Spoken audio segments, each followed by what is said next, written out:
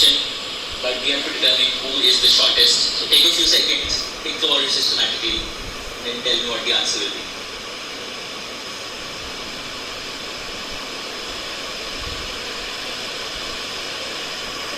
So there are 7 people A to G. C is shorter than only G, which means there is only one person taller than C, which is G.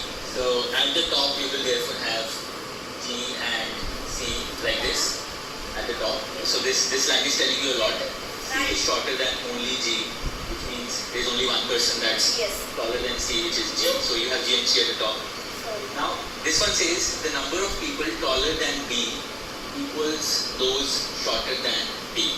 Now this is an important line because you have to interpret it carefully and it's going to tell you a lot. So if I take for example the sequence, let's say P R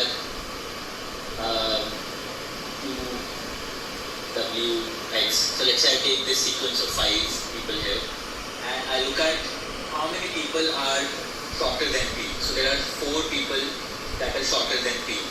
And how many people are taller than Q? So there are 2 people that are taller than Q.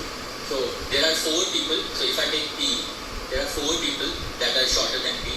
And if I take Q, there are 2 people that are taller than Q. So the number of people shorter than P is different from the number of people taller than Q. But if I take, let's say, R and W.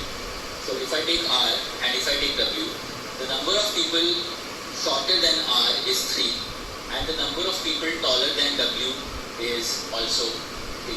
Why is that happening? Why are the number of people shorter than R, which is these 3, the same as the number of people taller than W, which is also 3, QRP?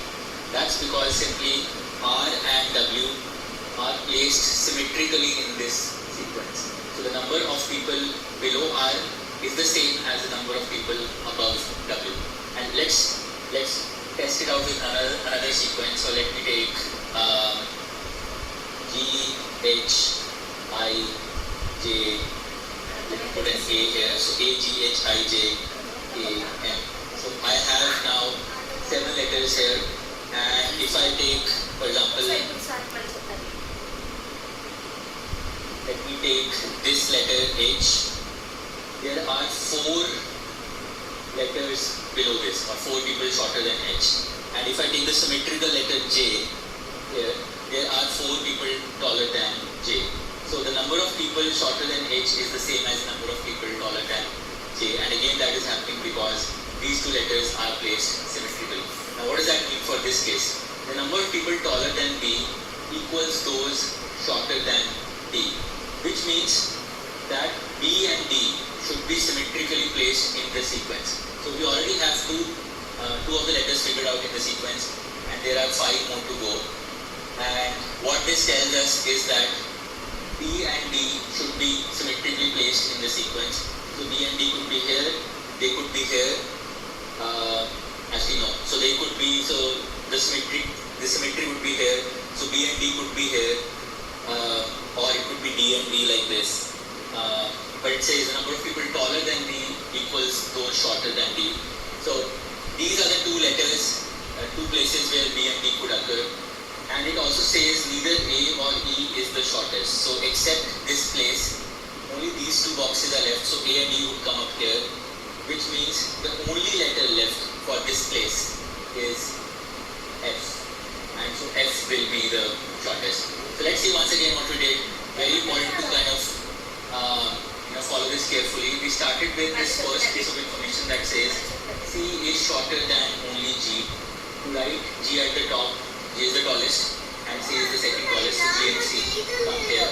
And then it says the number of people taller than D equals those shorter than D, which means B and D have to be placed symmetrically in the sequence. So neither B nor D will come at the bottom because the symmetrically opposite place is already taken. And we are just trying to determine what will come at the bottom here, who is the shortest. So neither B or D will come here, and then we are also told neither A or E is shortest. So neither A or E will come here as well. So B, D, A, E, all those 4 letters don't come here. Only S is the letter that will therefore remain last place, and therefore F is the shortest. So this one was a bit tough, but again questions like this do come up on Maths Olympiad for your grade level. So this is how you do them.